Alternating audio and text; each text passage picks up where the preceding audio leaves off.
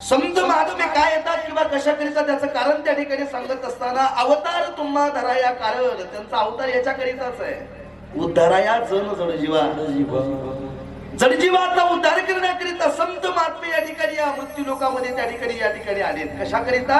तर तुम्हाला जडजीवाचा उद्धार करण्याकरिता. म्हणून त्या ठिकाणी श्री स्वामी समर्थजी महाराज नवे करून आधी करून संत महात्मे सर्वच आहे. मौलिक ज्ञानोबारायांपासून तर त्या ठिकाणी स्वामी समर्थांपर्यंत सर्व संत मंडळी तुम्ही आम्ही पाहून घ्या, त्यांचं कार्य फक्त एकच आहे का जगाचं कल्याण आणि उद्धार.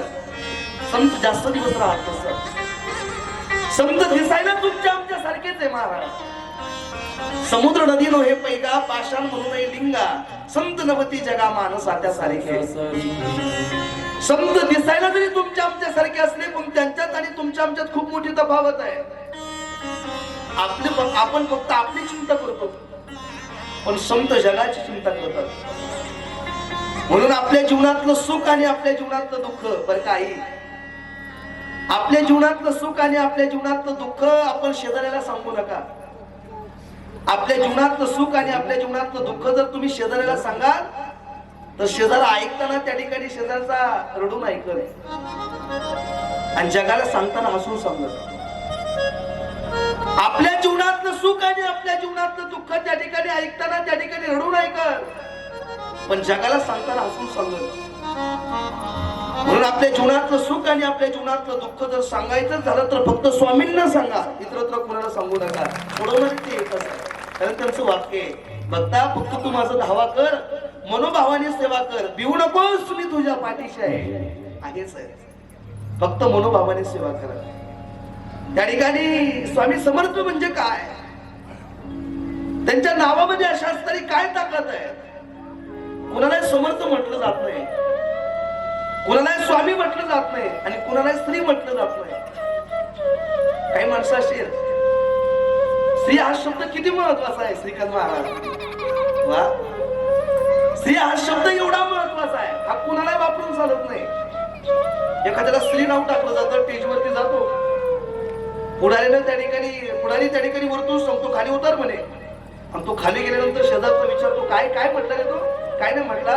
त्या ठिकाणी साहेब माझ्यासोबत बोलला, काय म्हटला, खाली उतर म्हटला. स्त्री शब्द कुणाला लावता येत नाही. स्त्री हा स्वयं आहे. त्या ठिकाणी अशा तरी स्त्री त्या ठिकाणी कुणाला लावता येत नाही. त्या ठिकाणी ज्यांच्या अंगामध्ये सामर्थ्य आहे त्यांना स्त्री असं म्हटलं जातं. आणि स्वामी शब्दामध्ये एवढी ताकद आहे. स्वामी कुणालाही म्हटलं जात नाही. असे कित्येक स्वामी या जगाच्या पाठीवर प्रामुख्याने त्या स्वामींकडे त्या ठिकाणी या कलियुगाने फोकस केलेला आहे.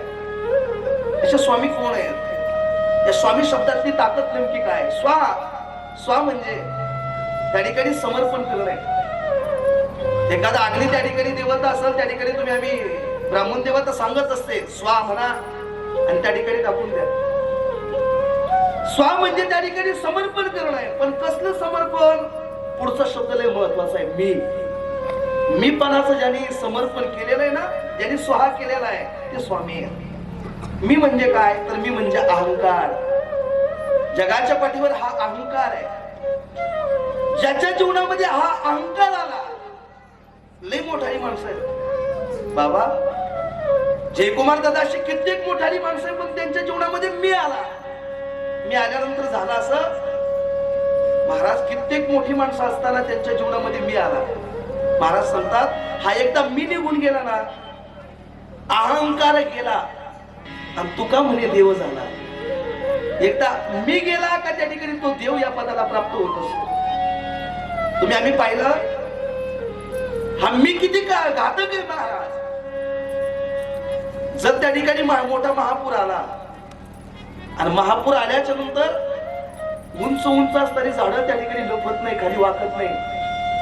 बरं काही मोठमोठाली झाडं खाली वाकत नाही, त्या मोठ्या पुरामध्ये ते वाहून जातात महाराज. पण एक लवाळ नावाचं त्या ठिकाणी बारीक आहे लवाळ.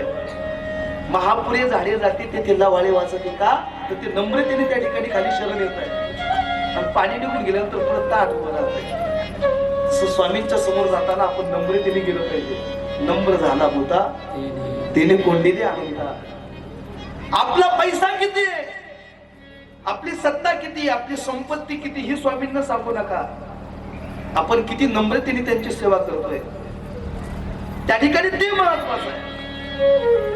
ते स्वामी किंवा समर्थ या पदापर्यंत पोहोचले त्याचं कारण एकच आहे, त्यांनी मीपणाचा स्वाहा केला म्हणून ते स्वामी आहेत. अजून एक स्वामी प्रचलित आहे बरं, स्वामी विवेकानंद त्यांचं नाव आहे. सामान्य विभूती नव्हती या जगाच्या पाठीवर. आपल्या महाराष्ट्रातलं नव्हे तर त्या ठिकाणी नाव अवघ्या उंचावर निघून त्यांनी पोहोचवलं. श्रीमद भगवद्गीतेसारखा ग्रंथ आहे, धर्म परिषदेमध्ये घेऊन गेले होते. प्रत्येक ठिकाणची त्या ठिकाणी सर्व मंडळी त्या ठिकाणी आपापला ग्रंथ त्या ठिकाणी घेऊन आली होती. बाबा बाबर स्वामी कुणाला म्हटलं जात नाही यांना. त्या ठिकाणी शिकागोच्या धर्म परिषदेमध्ये त्यांना स्वामी विवेकानंदजी त्या ठिकाणी आपला आद्य ग्रंथ त्या ठिकाणी घेऊन गेले. ग्रंथ घेऊन गेल्याच्या नंतर सांगितलं आपापले त्या ठिकाणी ग्रंथ असे समोर ठेवा. त्या ठिकाणी रंगनाथ मामा बाकी सर्व मंडळींनी ग्रंथ ठेवले, पण स्वामी समर्थांच्या हातामध्ये त्या ठिकाणी छोटीशी असणारी श्रीमद भगवद्गीता आहे. त्यांनी गीता ठेवली, पण तिथल्या काही लोकांनी ती गीता खाली ठेवली. सगळ्या ग्रंथांच्या खाली आपली गीता दिसा ना, खाली दिसत नव्हती बाबा, दिसत नव्हती. सगळ्यांना त्या ठिकाणी भाषण करण्याकरिता उठवलं. ज्या त्या ठिकाणी तो व्याख्यान देऊ लागले प्रत्येक जण. ज्यावेळेला स्वामी विवेकानंद ज्यावेळेला भाषण करण्याकरिता व्याख्यान करण्याकरिता उठले ना, पहिलंच वाक्य मुखातून बाहेर पडलं, माय ब्रदर्स आणि सिस्टर्स, माझ्या बंधू आणि भगिनींनो. त्या शब्दाला टाळ्या झाल्या. आपल्या महाराष्ट्रातला झेंडा त्या ठिकाणी तिथं फडकला का, तर स्वामी विवेकानंदांमुळे. काय स्वामी शब्दामध्ये त्या ठिकाणी स्वामी या शब्दावर बोलतो. तेवढ्यात त्यांना एकाने प्रश्न केला होता, बायबल ग्रंथ आहे, मोठमोठाले ग्रंथ आहेत म्हणे, तुमचा ग्रंथ सर्वांच्या खाली ठेवला, तुम्हाला काही वाटलं नाही का? त्यांनी सांगायला सुरुवात केली म्हणे, आमचा श्रीमद भगवद्गीतेसारखा ग्रंथ खाली ठेवला त्याचं कारण एकच आहे माऊली दादा, या सगळ्या ग्रंथांचा पाया म्हणजे आमची श्रीमद भगवद्गीता. खूप महान आहे बाबा, असे विचारवंत या महाराष्ट्रात झाले. म्हणजे या महाराष्ट्राची भूमी आम्हाला त्या ठिकाणी पवित्र पाहायला मिळते. तो दिवस निघून गेला. सकाळ झाली, परत त्या ठिकाणी व्याख्यान चालू झाली. आणि व्याख्यान चालू झाल्यानंतर त्या ठिकाणी ग्रंथ समोर ठेवल्याबरोबर काही लोकांना त्या ठिकाणी श्रीमद भगवद्गीतेसारखा ग्रंथ घेतला आणि परत वरती ठेवला. सर्व ग्रंथांच्या वरती ठेवल्यानंतर म्हणे, काल ग्रंथ खाली ठेवला होता तुमचा, आज वरती ठेवला होता. सोशल मीडियातल्या काही मंडळी त्या ठिकाणी जवळ गेले, स्वामी विवेकानंदांना विचारू लागले, आता तुमचा ग्रंथ वरती ठेवला म्हणे. स्वामी विवेकानंदांनी दिलेलं उत्तर लय गोड आहे म्हणे, या सर्व ग्रंथाचा कळस म्हणजे आमची श्रीमद भगवद्गीता आहे. त्या लोकांना जमलं नाही बाबा. तिसरा दिवस उगवला, सकाळ झाली, सर्व व्याख्यान करते त्या ठिकाणी शिकागो परिषदेमध्ये जमले. म्हणे खाली ठेवलं तर हा म्हणतो पाया आहे, वरती ठेवलं तर हा म्हणतो कळस आहे. पण ही श्रीमद भगवद्गीता मध्ये ठेवली पाहिजे. काय लोक हुशार आहेत महाराज, त्यांनी आपली श्रीमद भगवद्गीता ग्रंथ त्या ठिकाणी मध्ये ठेवला. दिसाना असं कुणाला. आणि मग सोशल मीडियात एका त्या ठिकाणी पत्रकाराने त्यांना प्रश्न केला, म्हणे ऐका ना, तुम्ही ज्यावेळेस श्रीमद भगवद्गीतेसारखा ग्रंथ खाली ठेवला, तुम्ही म्हटले पाया आहे सर्व ग्रंथाचा, तो वरती ठेवला तर तुम्ही म्हणता त्या ठिकाणी कलश आहे, आता मध्ये ठेवले, आता काय सांगाल तुम्ही? तर स्वामी विवेकानंदांच्या मुखातून निघालेलं उत्तर आहे, त्या ठिकाणी ही आमची श्रीमद भगवद्गीता म्हणजे त्या ठिकाणी या सर्व ग्रंथांचा आत्मा आहे आणि तो मध्येच जागी असतो म्हणे, तो आजूबाजूला दिसतोय.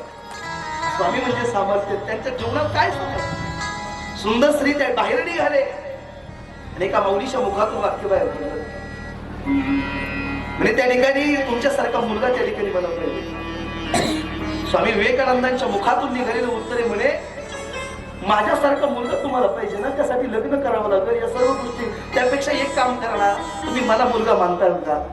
काही सामर्थ्य होतं मला. स्वामी विवेकानंदजी महाराज. तसं आज या ठिकाणी स्वामींचं नाव आहे, ज्यांनी मीपणाचा स्वाहा केला त्यांना स्वामी म्हणतात. श्री सामर्थ्यवान स्वामी, ज्यांनी मीपणाचा स्वाहा त्या ठिकाणी स्वाहा केला. आणि तीन समर्थ, समर्थ कोणाला म्हटलं जात नाही. ज्याच्या अंगी काहीतरी सामर्थ्य तो समर्थ आहे. कोणाला समर्थ म्हटलं जात नाही. ज्याच्या अंगी काहीतरी सामर्थ्य आहे. आता स्वामींच्या अंगी काय सामर्थ्य त्याचं विस्तृत चिंतन आपण 2 दिवस परत कथेमध्ये पाहणार आहे. असं समर्थ त्या ठिकाणी समर्थ कुणाला म्हटलं जात नाही. या जगाच्या पदव्या असे कित्येक समर्थ आहेत पण त्यांनी त्यांच्या पदव्या लावून घेतलेल्या आहेत. पण समर्थ कुणाला म्हणतात ज्यांनी त्या ठिकाणी मीपणाचा त्या ठिकाणी स्वाहा केला आणि या जगाच्या पाठीवर त्या ठिकाणी सामर्थ्य त्या ठिकाणी तयार केलं. अशा स्तरी त्या ठिकाणी श्री स्वामी समर्थजी महाराज. समर्थ असं कुणालाही म्हटलं जात नाही. अजून एक समर्थ आहे. समर्थ रामदास स्वामी त्यांचं नाव आहे. ऐका बरं आई, ते समर्थ रामदास स्वामी सामान्य नव्हते. ज्यावेळी भिक्षा मागण्याकरिता प्रत्येकाच्या घरासमोर जात होते ना बाबा, भिक्षा मागण्याकरिता प्रत्येकाच्या घरासमोर जात असताना काही माऊल्या त्यांना भिक्षा वाढायची. पण भिक्षा वाढत असताना त्या ठिकाणी एक दिवशीचा प्रसंग असा, एका श्रीमंत घराच्या समोर गेले. पंच पक्वान्नाचं ताट समर्थ रामदास स्वामींच्या भिक्षेमध्ये त्या ठिकाणी वाढले. माघारी तोंड फिरवलं आणि माघारी तोंड फिरवल्याबरोबर मुखातून वाक्य बाहेर पडलं, म्हणे आई तुम्ही एवढं सात्विक अंतकरणाने आम्हाला भोजन वाढले ना, या मोबदल्यात तुम्हाला काय मागा ते त्या ठिकाणी मी देण्यासाठी तयार आहे. एक वाक्य लय गोड आहे.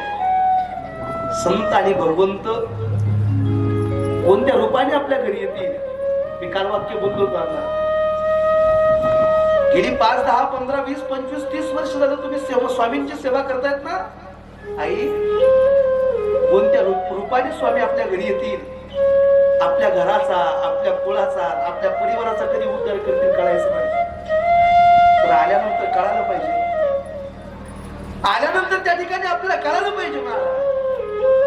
वारकरी संप्रदायातलं थोर व्यक्तिमत्व आदरणीय देगलूरकरजी महाराज त्यांच्या मुखातून एक वाक्य लय गोड पडलेलं आहे. पण एक सदक रस्ता आहे. त्या ठिकाणी त्याने कथेमध्ये एकाने ऐकलं, म्हणे असा परीस त्या ठिकाणी परीसाचा गुणधर्म आहे का मातीला लागल्यावर सोनं होत आहे. बरोबर आहे का? सोडून देताय तुम्ही ऐकल्यानंतर? नाही. या लोखंडाला स्पर्श झाला का त्या ठिकाणी लोखंड सोन्याचं होत आहे. रांद्यामध्ये किंवा तुम्ही सविंदण्यावरून कुणी घेऊन आला असा तो आम्हाला गरजेचा आहे द्या बरं. आमच्याकडे सर्व लहान लहान लेकर आहेत. कोणाकडे परीस असा तो द्या आम्हाला. त्या परीसाचा गुणधर्म आहे का लोखंड लागल्यानंतर सोनं होत आहे. 3 वर्ष झालं, 4 वर्ष झाली, 5 वर्ष झालं, परीस मिळाली याच्याकरिता त्या ठिकाणी तो प्रयत्न करत होता. पण परीस मिळाला नाही. त्यातला भाव किती महत्वाचा आहे का बरं. ज्या खिशामध्ये खिळा ठेवत होता त्या खिशाला होल पाडून खिळा निघून गेला पण परीस मिळाला नाही. त्याने करवट्याला लोखंडाची पट्टी बनवून घेतली. 6, 7, 8, 9 वर्ष निघून गेली. परीस मिळतोय का या अपेक्षेने त्या ठिकाणी प्रयत्न करत होता. एक दिवशी स्नान करून बाहेर निघाला. पत्नीचं लक्ष कमरेकडे गेलं. मुखातून वाक्य बाहेर पडलं, ऐका ना तुमच्या कमरेची पट्टी सोन्याची झाली म्हणे. सोन्याची झाली पाहिल्याबरोबर आनंद झाला, उड्या मारू लागला. पण आनंदाच्या भरात खाली बसला, डोक्याला हात लावला आणि पत्नीने विचारलं, का हो आज सोन्याचे भाव जर पाहिले तर 160, 165, 170 पर्यंत आहे, तुम्ही डोक्याला हात लावून बसलाय. ऐका बरं. त्या सदग्रस्ताच्या मुखातून निघालेलं उत्तर आहे, अगं त्या ठिकाणी कमरेची पट्टी सोन्याची झाली हे नक्की खरं आहे, पण ती कोणत्या दगडाने झाली माहित नाही ना. दगड आलाय पण निघूनही गेला. तसं श्री स्वामी समर्थ महाराजांची तुम्ही सेवा करतायत ना, एक दिवस आपल्या घरी येतील, आपल्या भेट कधी देतील आणि कधी निघून जातील काय देवघरामध्ये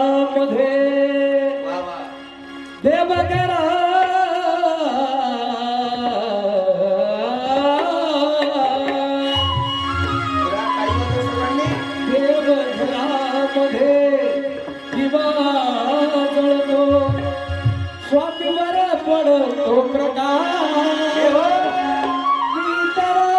निरंजना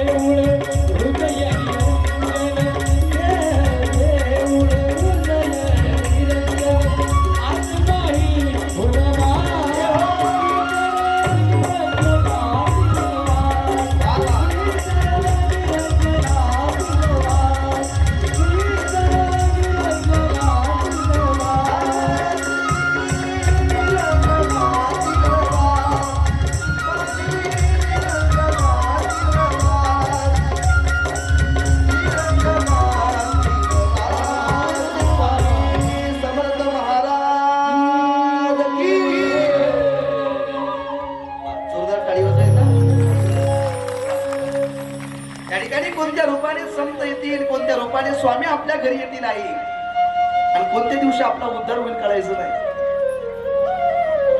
समर्थ रामदास स्वामी आहेत, स्वामींच्या मुखातून वाक्य बाहेर पडलं, तुम्हाला काय पाहिजे फक्त मागा म्हणे, आम्ही देण्यासाठी तयार आहे. समर्थ कुणाला म्हणतात ऐका बरं, ज्याच्याकडे खायची चिंता आहे आणि तुम्ही त्याच्याकडे जाऊन मागू लागले तर तो तुम्हाला देईल का? नाही. देणारा दातृत्वान पाहिजे, उदार पाहिजे, आणि देण्याची इच्छा त्याला पाहिजे. त्याच्यातली एक गोष्ट जरी नसते तरी त्या ठिकाणी देणार नाही. एक प्रश्न तुम्हाला माझा सर्वांना आहे, तुम्ही स्वामींची सेवा का करता? ते समर्थ आहे. तुमच्या मनामध्ये फक्त एखादी गोष्ट आली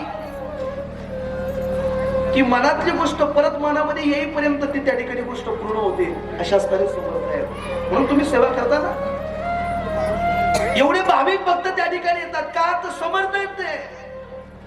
तसं समर्थ रामदास स्वामींच्या मुखातून वाक्य बाहेर पडलं, तुम्ही एवढं स्वच्छ त्या ठिकाणी पावित्र्याने आम्हाला या पंचपक्वानाचं ताट वाढताय ना, या मोबदल्यात काय पाहिजे ते फक्त माग आम्ही देण्यासाठी तयार आहे. समर्थ कुणाला म्हणतात? काय पाहिजे फक्त मागा, फक्त सात्विक अंतःकरण. सामान्य घरातली माऊली होती बरं आई, पण त्या आईच्या मुखातून वाक्य बाहेर पडलं. समर्थ रामदास स्वामींना त्या ठिकाणी प्रश्न केला, म्हणजे ऐका ना, तुमच्यावर श्री स्वामी समर्थ महाराजांनी कृपा केली, तुम्हाला दर्शन केले ना, आम्हाला फक्त द्यायचं असेल तर स्वामी समर्थांचं दर्शन घडून द्या, बाकी काही नाही.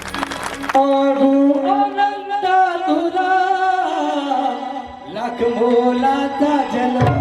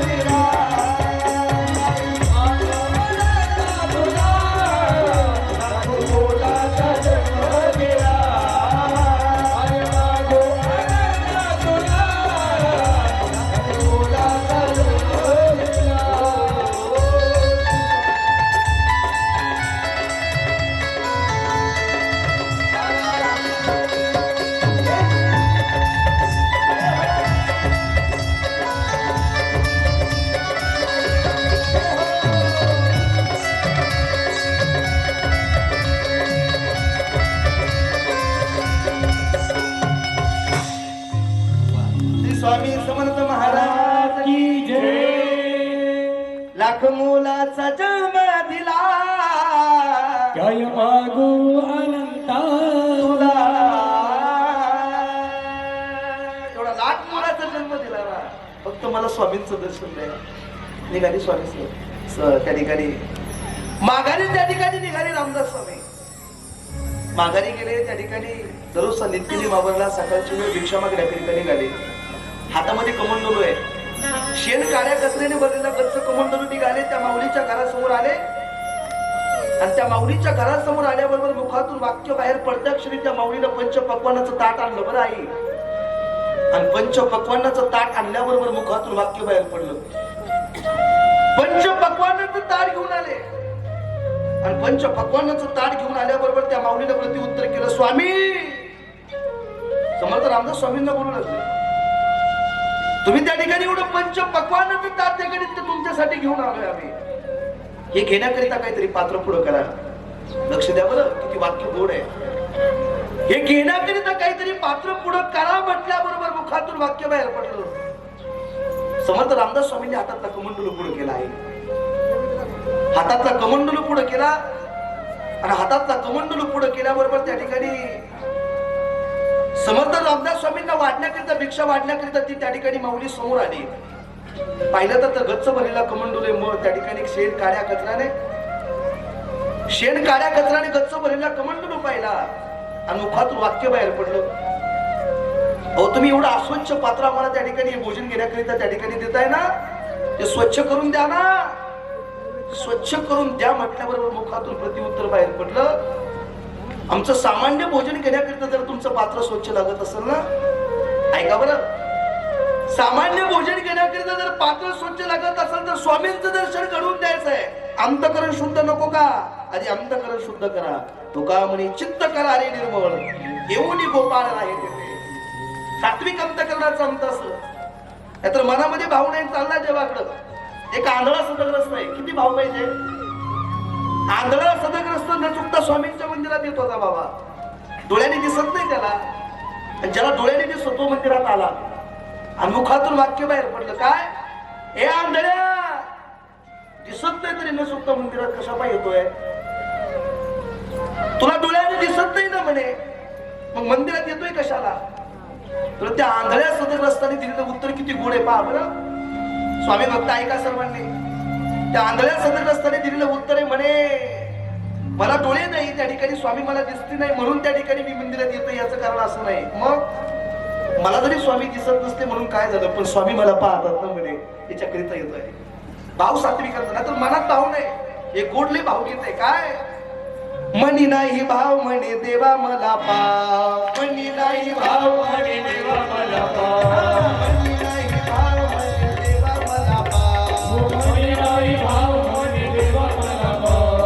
आशाला पावायचा नाही देव, आशाला भेटायचा देव, बाजाचा भाजी मला नाही, देव बाजाचा भाजी मला नाही, देव बाजाचा भाजी मला नाही, देव बाजाचा भाजी मला नाही.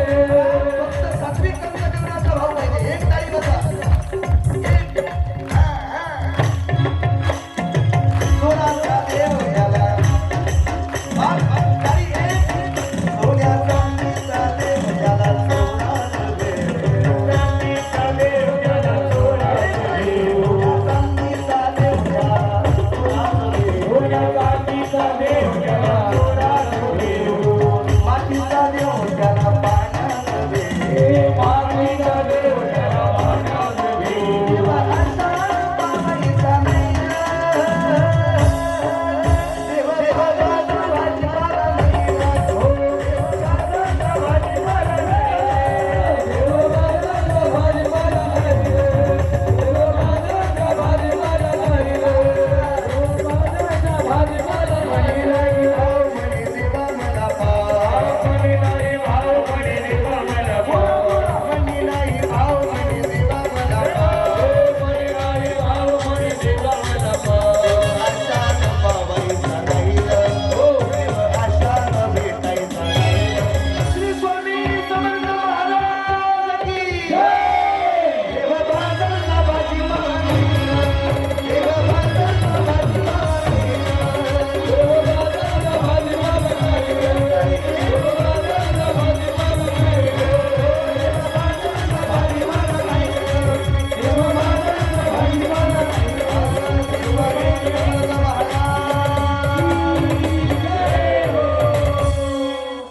तुका म्हणे मुख्य पाहिजे हा भाव, आणि भावापाशी देव शीघ्र उभा. तुकोबा राय सांगतात फक्त सात्विक अंतकरणाचा भाव पाहिजे. भाव तो स्वामींविषयी असत तर स्वामी आपल्याला दर्शन द्यायला मागं पुढे पाहणार नाही. आपल्या मागा आणि पुढे ते उभेच आहे. तुमच्यात माझ्या सर्व ठिकाणी स्वामी आहेच नाही महाराज. त्यामुळे सांगतात त्या ठिकाणी स्वामींचं वास्तव्य त्या ठिकाणी नाही, अशी जागा नाही. 6 जगाचा मालक भरून उरलेला आहे ना, तो तुमच्यात आहे, माझ्यात आहे. त्याच्या सत्तेशिवाय हे जगत चालू शकत नाही. म्या बोलविल्या वेदो बोले, म्या चालविल्या सूर्य चाले, म्या हलविल्या प्राणो हले, जो जगात ते चालिता.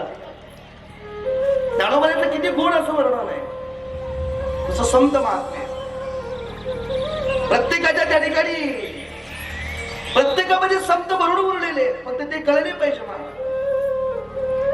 येत असतात संत प्रत्येकाच्या जीवनात दर्शन देण्याकरिता. तसेच तुम्ही त्या ठिकाणी सेवा करतात येणार ते स्वामी एक नाही दिवस. फक्त वाट पाहावी लागेल. किती जगद्गुरु तुकोबाराय विचारत होते, कैबी उद्धार पावे, काही कृपा करील नारायण. ऐसे तुम्ही सांगा संत जेवण करा, समाधान चित्त माझे. येणारे एक दिवस संत, त्यासाठी वाट पाहावी लागेल.